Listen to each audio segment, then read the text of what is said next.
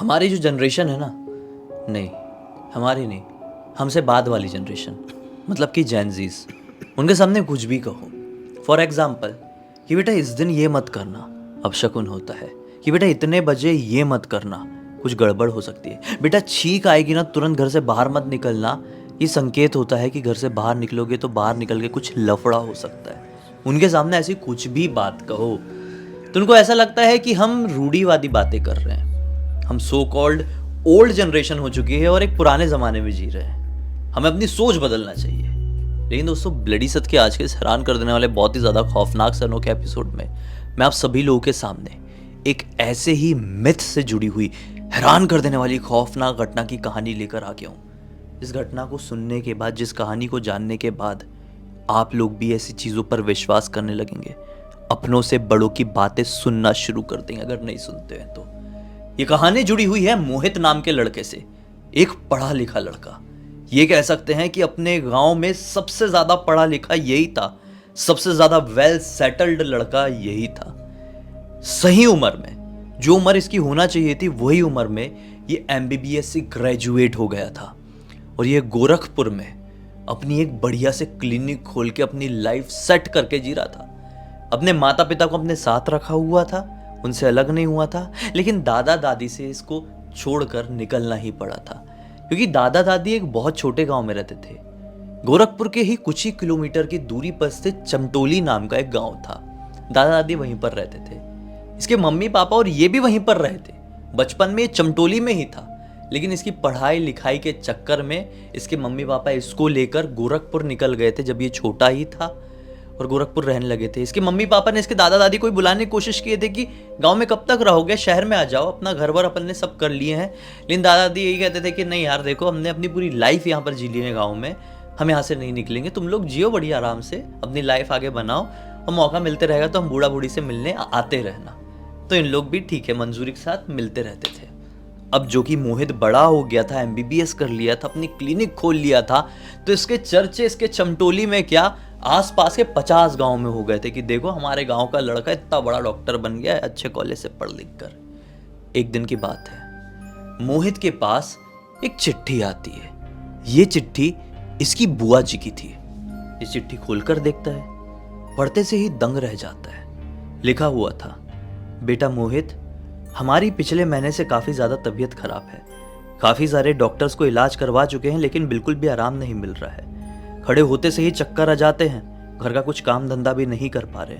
हो सके तो आकर थोड़ा हमें देख लो, उम्मीद है तुम्हारी दवाई से हमें आराम मिलेगा, क्योंकि यहाँ से तो कुछ फ़ायदा नहीं हो पा रहा है। मोहित को बड़ा हर्ट होता है ये चिट्ठी पढ़कर। उसको ऐसा लगता है कि यार मैं एक वेल सेटल्ड डॉक्टर बन चुका हूँ, क्या मतलब जब मैं अपने परिवार वालों की ही तकलीफ ठीक नहीं कर पा रहा हूँ। मैं जाऊंगा बुआ जी के गांव, उनका इलाज करने के लिए जाऊंगा। ये पिताजी से बात करते और पिताजी बोलते हैं कि इसमें पूछने वाली क्या बात है बेटा, जा बुआ जी के गांव जा, कोई टेंशन नहीं है। अब इसकी बुआ जी जो है वो चमटोली में नहीं रहती थी, इसकी बुआ जी कोई दूसरे गांव में रहती थी। इसकी बुआ जी टोलापुर नाम के गांव में रहती थी। टोलापुर भी गोरखपुर के नजदीक ही था, लेकिन चमटोली के और भी ज्यादा नजदीक था। समझ रहे? इसके दादा दादी चमटोली में रहते थे और बुआ जी टोलापुर में रहती थी और इसको टोलापुर से चिट्ठी मिली थी। अब जब इसने ये कहा कि पापा मैं कल ही जाऊंगा बुआ जी के पास इलाज करने के लिए, तो मोहित की मम्मी क्या बोलती है, बेटा मैंने तेरे दादा दादी के लिए ना अचार बना कर रखी हूँ, मेरे हाथ का अचार उन लोगों को बहुत ज़्यादा पसंद है। तो टोलापुर बुआ जी के गाँव जा ही रहा है तो उससे कुछ ही किलोमीटर पहले दादा दादी का गाँव पड़ता है चमटोली, वहाँ पे जाके तू दादा दादी को दे देना अचार, शौक से खाएंगे बेचारे।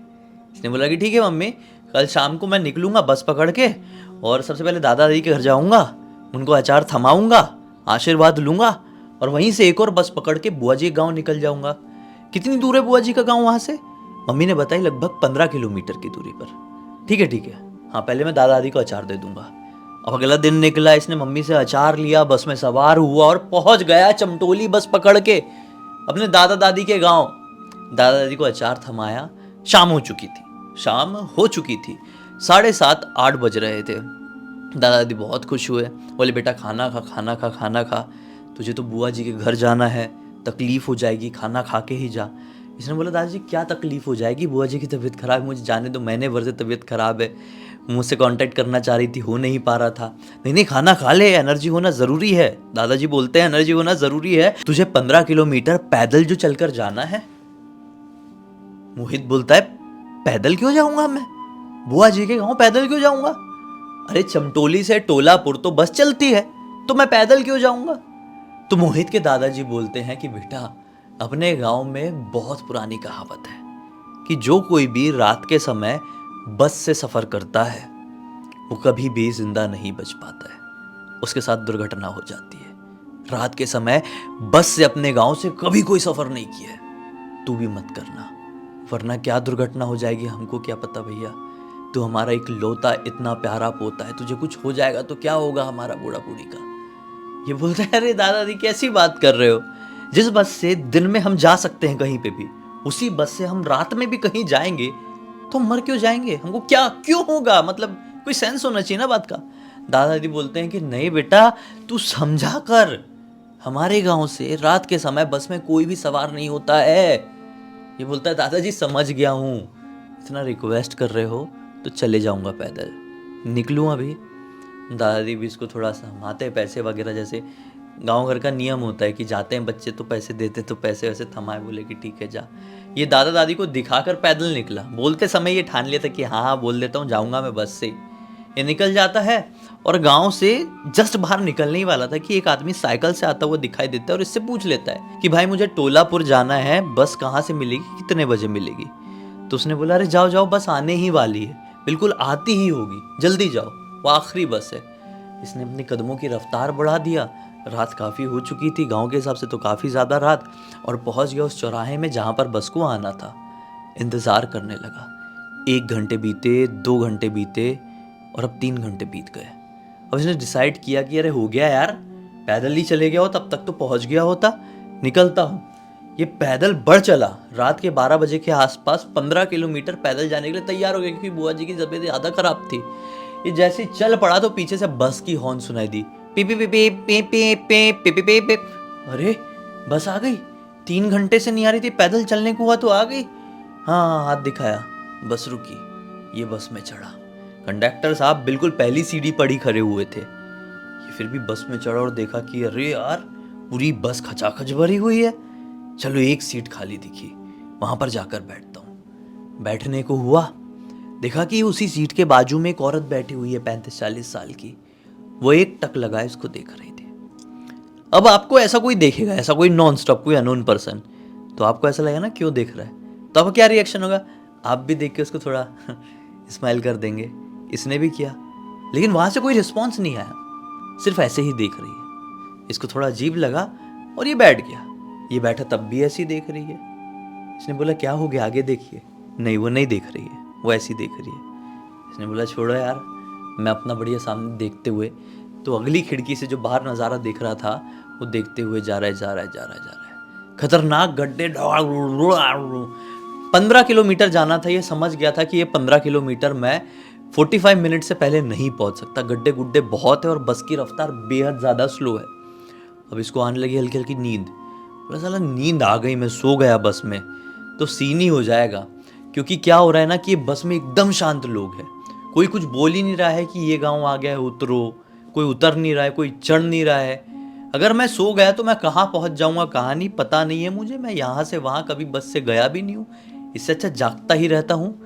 ये कंडक्टर साहब को सोचा, बोलता हूँ कि यार कोई बस में गाने वाने लगाओ, गाने वाने का माहौल बनाओ, बस वाला माहौल बनाओ तो नींद भी खुले। ये अपनी सीट से उठा और खड़े होके, कंडक्टर साहब थोड़ा कोई गाना लगा दीजिए ना। कंडक्टर साहब का कोई रिस्पॉन्स नहीं आया। अरे बोर लग रहा है बहुत, बस भी बहुत धीरे चल रही है और लोग भी बहुत शांत है, थोड़ा गाना वाना चलाइए, माहौल आहौल बनाइए। लेकिन कंडक्टर साहब तो वो पहली सीढ़ी में खड़े होके ऐसा हाथ पकड़े हुए हैं और बस वो भी हिलते डुलते बस के साथ चले जा रहे हैं। इसने बोला कंडक्टर साहब शायद सुन नहीं पा रहे, जाता हूँ। कंडक्टर साहब के पास गया, अरे थोड़ा गाना वाना लगाइए ना, बहुत बोर सा लग रहा है। कंडक्टर साहब तो इसके तरफ देखने को भी तैयार नहीं, देख ही नहीं रहे, वो अपना ही ऐसे बाहर ही देख रहे हैं बस हिलती हुई के साथ। ये बोलता है अरे यार बड़े अजीब लोग हैं यार, सुनना नहीं चाह रहे हैं कि क्या सीन है, जाने दो, मैं जाता हूँ अपनी सीट में बैठता हूँ। ये लौटा और जैसे ही अपनी सीट के सामने आया, सीट को देखकर इसके पैरों तले जमीन निकल गई। क्योंकि सीट में था ढेर सारा खून, खून ही खून, जैसे किसी ने मानो कि खून गिरा दिया हो। इसका दिमाग खराब हो गया। इसने तुरंत अपना पैंट देखा, अरे पूरा पैंट खून से गीला है। शर्ट देखता हूँ, बोला अरे शर्ट में भी खून लगा हुआ है। इसने उस सीट में हाथ लगा के देखा, खून। अब इस औरत को देखा जो कि उसके बाजू में बैठी हुई थी। वो औरत इसको देख के स्माइल करना शुरू की।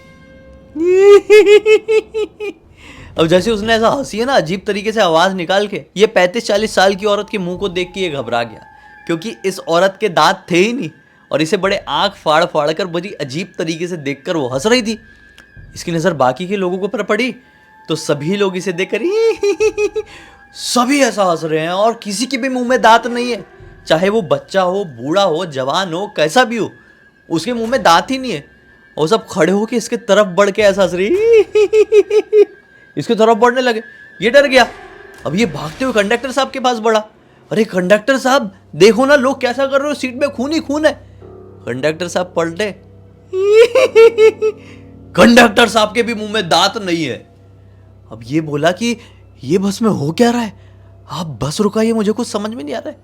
कंडक्टर साहब बोलते हैं कि बेटा हमसे इतना मत घबराओ, जहां जाना चाहते हो हम छोड़ देंगे, आप आराम से बैठे रहो, हमारी तो मृत्यु हो चुकी है हम सब की। ऐसा कंडक्टर साहब ने बोले ही है कि कंडक्टर साहब का पूरा शरीर ढीला हुआ और वो फाट से बस से नीचे और पीछे वाले टायर से खच खच खच खच खच खच कुचल के एकदम बस आगे बढ़ गई। ये जैसे ही अपने आंखों के सामने नजारा देखा, ये भी बेहोश हो गए बस के नीचे। अरे ऐसी सिचुएशन में कौन संभल पाएगा? हाँ, ये तो समझ गया कि ये पक्का भूतिया बस है। ये बस से बेहोश होके नीचे। अब कुछ समय बाद इसकी आंख वापस से खुली। ये सुबह की रोशनी थी। अरे, और एक ट्रैक्टर की आवाज आ रही थी। ये उठा, बस कुछ दिख नहीं रहा है, उठा और वो ट्रैक्टर की तरफ भागा। भाई साहब रोकिए रोकिए। ट्रैक्टर वाले ने भी इसे देखकर रोका, क्योंकि शरीर में पूरा खून वून लगा हुआ था। बोले क्या हो गया? इसने बोला भाई साहब मैं बड़ी मुसीबत में हूँ, चमटोली का रहने वाला हूँ, टोलापुर जा रहा हूँ किसी काम से, तो क्या आप मेरी मदद कर देंगे, मुझे छोड़ देंगे? ट्रैक्टर वाला बोलता है कि हाँ आइए बैठिए, मैं खुद टोलापुर जा रहा हूँ, लेकिन आपके साथ हुआ क्या है मैं सब बताता हूँ, प्लीज़ मुझे बैठा लीजिए। वो बैठ गया। ट्रैक्टर वाला भी टोलापुर की तरफ बढ़ चला। अब इसने ट्रैक्टर वाले को पूरी A to Z बात बताया। ट्रैक्टर वाला भी पूरा सुना, हंस के बोलता है कि देखो भाई साहब, सुने हुए थे ना आपने कि रात के समय बस से सफ़र नहीं करते, आपने रूढ़िवादी बात समझ के सफ़र किए, ये समझे कि ओल्ड जनरेशन है, क्या समझेगा उनको, हाँ पुराने लोग हैं, उनको नहीं समझता होगा। आप उनकी बात को इग्नोर करके बस में सवार हो गए, लेकिन आपके साथ क्या हुआ? मृत्यु होते होते बच गई। ये बोलता है लेकिन ऐसा तो हर जगह होता नहीं है ना, इसी गांव में क्यों? ट्रैक्टर वाला बताता है कि भाई साहब आज से तकरीबन 8-9 साल पहले की बात है। इस गांव में नई बस सर्विस शुरू हुई थी। हुआ ये था कि सभी लोग बढ़िया से जा रहे थे और बीच जंगल में रात के समय वो बस चलती थी। कुछ डाकुओं ने उस बस को रोक लिए और सारे के सारे उस बस में चढ़े, सारा जेवर गहने पैसे सब लूटे और जितने लोग बस में सवार थे सबको ऑन द स्पॉट खत्म कर दिए। डाकुओं ने उस चलती फिरती अच्छी खासी बस को शमशान घाट बनाकर रख दिए और निकल गए वहां से। उसके बाद से जो कोई भी रात के समय बस में सवार होता वो बड़ी खतरनाक तरीके से दुर्घटनाग्रस्त होकर मृत हो जाता, उसकी मृत्यु हो जाती, खत्म हो जाता वो। लोगों ने धीरे धीरे करके रात के समय बस से ट्रैवल करना बंदी कर दिए और पूरे गांव में ये फैल गया कि जो रात में बस से सफ़र करेगा वो जिंदा नहीं बच पाएगा। आपके दादाजी ने भी यही बोले थे, सुन लिए होते तो आज ऐसी हालत नहीं हुई होती। बात करते करते खैर टोलापुर आ गया, ये बुआ जी के पास पहुंचा, इलाज विलाज करके ये दिन की ही बस पकड़ के वापस गोरखपुर गया। आज तक उस बात को नहीं भुला पाया है। इस घटना को आज 22 साल हो चुके हैं। कौन से सन में घटी थी ये? हिसाब लगाओ, 2001 में घटी थी। आज तक नहीं भुला पाया है। इस पूरी घटना की जानकारी किसी और ने नहीं, बल्कि मोहित जी के बेटे ने मुझे इंस्टाग्राम पर लिख कर भेजा। बोला कि सर पूरी दुनिया को बताइए, ऐसी खौफनाक चीज़ें भी एग्जिस्ट करती है, खासकर हमारे गांव में कुछ ऐसा एक ज़माने में हुआ करता था। हालांकि आज सब कुछ नॉर्मल है, सब कुछ ठीक है, समय के साथ सब कुछ बदल गया है। उम्मीद करता हूँ आज की इस कहानी के जरिए आप लोगों को एक अलग ही लेवल का मनोरंजन मिला होगा।